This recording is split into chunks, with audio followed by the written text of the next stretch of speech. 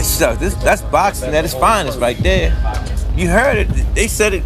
Make that bet. Everything on the line.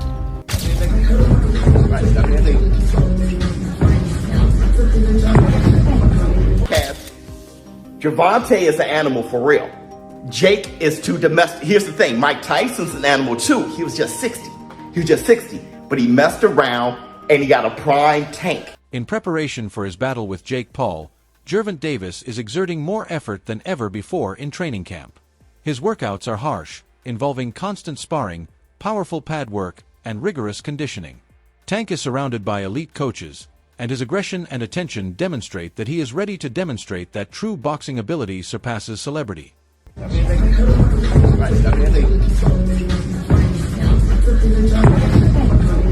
Showbiz the Grown-Up contends that by criticizing Gervonta Davis, a boxer who is still in his peak and more dangerous than ever, Jake Paul may have made the worst error of his career. He highlights that Tank has already demonstrated not only his strength but also his versatility by defeating opponents like Ryan Garcia and Mario Barrios, who are taller and stronger. According to Showbiz, Jake might think he's sticking to the same strategy that worked when he faced more established opponents like Nate Diaz or when he brought up Mike Tyson, but this is completely different. Tank is still pursuing paychecks and is not a legend in his prime. He is a world champion with exceptional speed, accuracy and purpose to knockout. Showbiz claims that Jake has taken on a challenge that might highlight the enormous difference between a genuine boxing master at the top of his game and an entertainer learning the sport. Emotionally, see if he's rattled. See, when it's all said and done, the whole talking shit goes out the window. Jake's scared. And let me tell you this too. I looked at I'm sizing them up. I'm looking at Tank and Jake, and I'm looking at him. Tank can reach him too. He reached Ryan Garcia. He reached Mario Barrios. I was like, he ain't gonna be able to reach him. He's gonna reach him. I saw Tank's gonna reach him. He knows he's gonna reach him. Listen, I want to say this too. Funny as hell. Before I say all this, Alicia Bumgardner, shout out to you, girl. I couldn't believe out of all the women to be the first one to do 3 minute, 12 rounds is Alicia Bumgardner. And I really know if I have a great endurance, great stamina, and she's doing this shit. Shout out to Alicia Bumgardner. Because, what's her name? Layla? I don't really know her like that. But she looks like she ain't rattled by Alicia. So that's a perfect dance partner for that. Try to drag Alicia Bumgardner into lake water, see what's going on with that. Shout out to Alicia Bumgardner. But let's get back to Tank. First of all, Tank knows what he's doing. Tank Davis, he said, what he was just making all these implications that it's going to be scripted. When he said, you're paying me, and then he was like, yo, you're going to have to give me extra. And then he said that this is scripted. At the end of the day, I gave this little guy an opportunity. He should be thanking me. I'm paying him. I'm his boss. He reports to me, and I'm going to fucking son him on November 14th. So fuck you, little man. You pay me? Are you paying me? Yeah. 100%? 100%. Facts? Correct. Yes? Correct? Correct. I'm your daddy. 40. What 40 at? According to some boxing experts, Gervonta Davis might have taken on too much this time. They warn that once both enter the ring, Jake Paul's size and inherent power may actually make a difference. Tanks rule lesser divisions due to their speed, timing, and knockout power, but going up to face a heavier opponent can push him to the edge. Analysts stress that weight divisions are in place to guarantee equitable matches and that it can be dangerous to cross them. Despite Tank's exceptional abilities and deadly instinct, taking on Jake Paul, who is inherently larger and more physically powerful, adds a new degree of danger that shouldn't be undervalued. All of a sudden, we want to know who will win in this fight, Jake Paul or Tank Davis. It's a legit question. And I actually want to really hear your thoughts on who do you think is going to win. Because I know what Vegas is saying, but I want to know what you think. Personally, I think Tank too little, bro. Yo, I think Tank too little. I'm so glad you have a brain on your fucking shoulder. I think Tank too little. I said, bro. I think Tank's too little. That's what I'm saying. That weight class is for a reason. Davis that weight class is for a reason. 5'5", 135 pounds. Jake Paul is 6 feet, 205 pounds. That's what I'm saying. Dog. He's too 6'1", little. 205. Everybody's like, yeah, bro, but Tank it only takes one good punch. Yes, it takes one good punch when you're about the same size. There's a 60, 70 pound difference in weight in these people. I don't think nobody puts the physics in mind. Jake Paul gets punched in the face by dudes 200 pounds with all their might on a weekly basis. A 135 pound puncher, bro. If y'all remember the Mayweather versus Conor McGregor fight, Conor walks around like 180 on the regular. He's like 5'9", 180. Mayweather's like 5'7", 145. That 30 pound, 20, 30 pound difference, bro. If you remember that fight, Mayweather was putting mittens on Conor.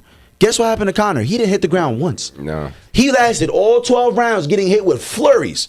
I'm talking about Mayweather was having his time. He's being cocky with it, hitting him with all kind of combos. And we're watching the last 3 rounds of that shit like, yo, knock him out. And you know what? He could not knock him out because Conor gets punched by people that are 170, 180 pounds on a regular. And just that 20, 30 pound difference, it was like impossible for him to do anything. And that's exactly what I feel like is going to happen versus Jake and Tank. Everyone who observed Gervonta Davis during the news conference was struck by how collected, serene, and confident he came across. Tank maintained composure and showed the discipline of a fighter who knows exactly what's at stake, in contrast to Jake Paul, who lives on provocation and spectacle. His self-assurance was quiet. Reflecting years of top-level experience, it was calm and collected. For Gervonta, notoriety or social media buzz are at stake in this battle. It's about demonstrating that true boxing is still defined by talent, perseverance, and ring-savvy greatness. There was purpose behind every word he said and every look he made. Tank showed professionalism and resolve while Jake attempted to amuse.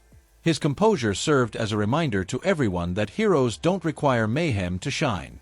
They depend on forethought, accuracy, and faith. One thing was evident from the press conference. Tank Davis is prepared to battle rather than perform. In the press conference, and you can tell, you can just look at him and tell, like, no, this dude he's going to get this money for sure because there's so much money out there to be had. But Jake Paul better be not playing around, man.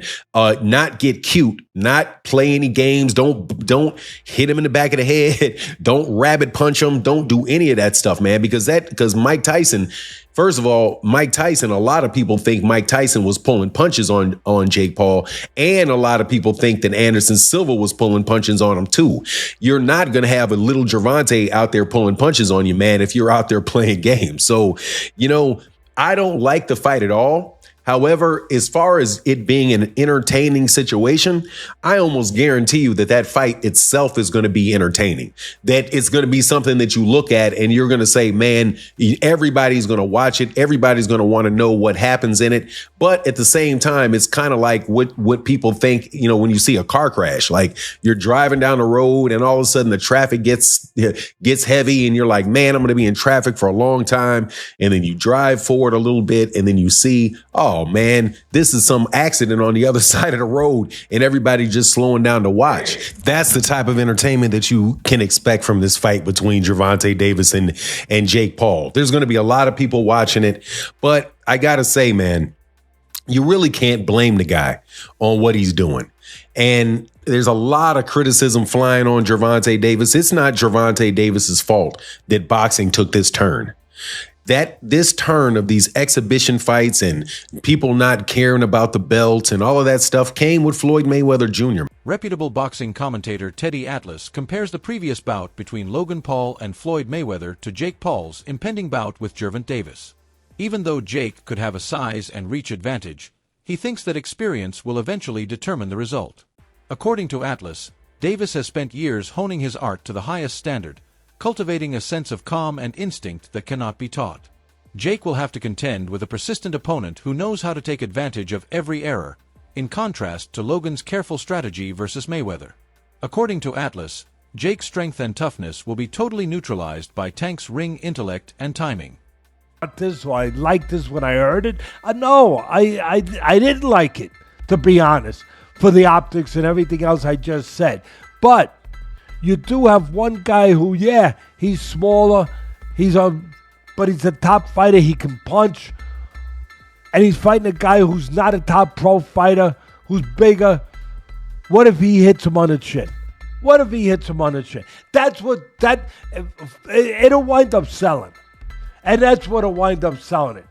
The what if? What if Tank makes him do a cha-cha? He hits him on the chin, and Jake Paul, we're going to find out if he can dance. Whoa. Do the cha-cha. That's what's going to sell it.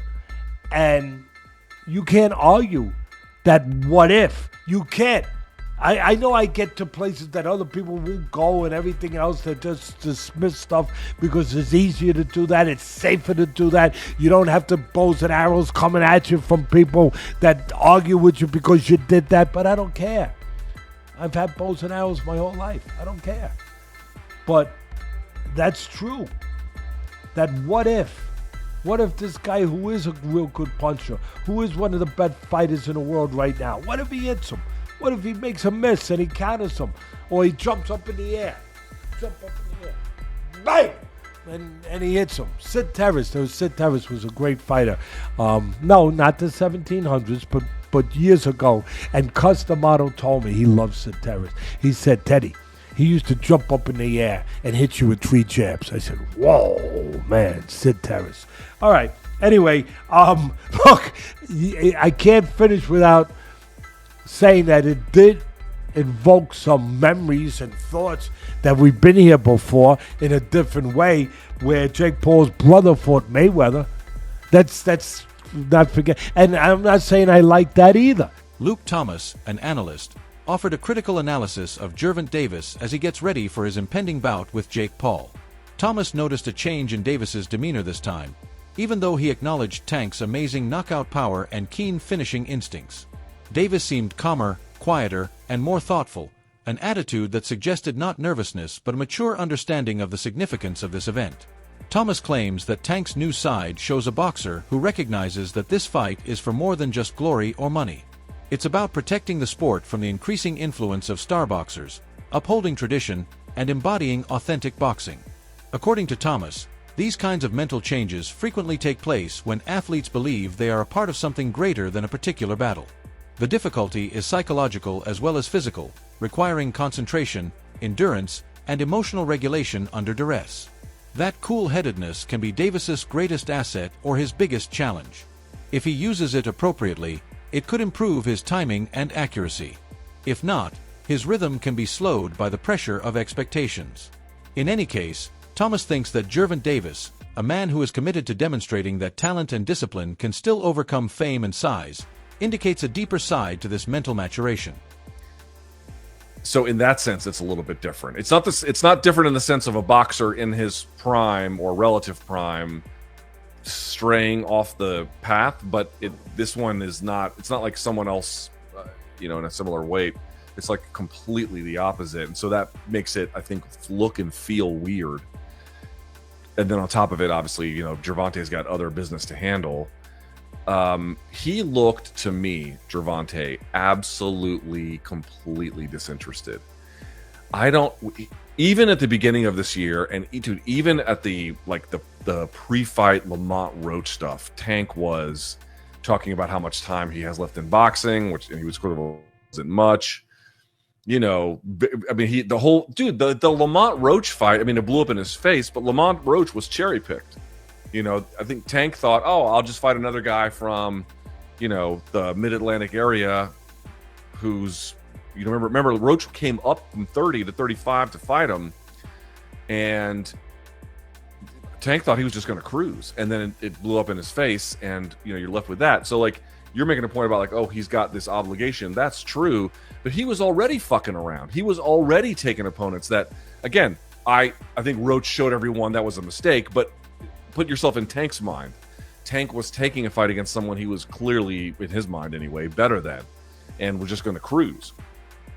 So he was already in that state. Then you marry that with statements like, I don't know how much longer I'm going to be doing this, and blah, blah, blah. And, I'm worried about going to therapy because it'll take away my competitive edge. And, kind of teetering on the edge a little bit about whether or not this is a thing he wants to do. Then he, there's a draw in that fight. The increasing hostility between Gervonta Davis and Jake Paul is a wonderful example of how this conflict breaches the boundaries between real competition and spectacle. Their furious altercation was more than just a hostile confrontation. It symbolized the narrative that drove the entire event. Jake Paul, a larger-than-life internet personality who turned fighter and depends on strength, self-assurance, and media attention to establish his reputation, is on one side. Gervonta Davis, a renowned world champion renowned for his timing, accuracy, and superior ring IQ, is on the opposite side. Fans are drawn to the matchup because it poses an ageless query. Can undeveloped strength and skill be defeated by brute size and strength? This conflict extends beyond one's own pride. It draws attention to how modern boxing is changing and how athletic prowess and theatrics coexist. Tank represents the sport's unadulterated discipline and tradition, while Jake represents the modern trend of entertainment boxing. Winning or losing isn't the only factor in their conflict. The goal is to demonstrate whose world is actually in control of the ring.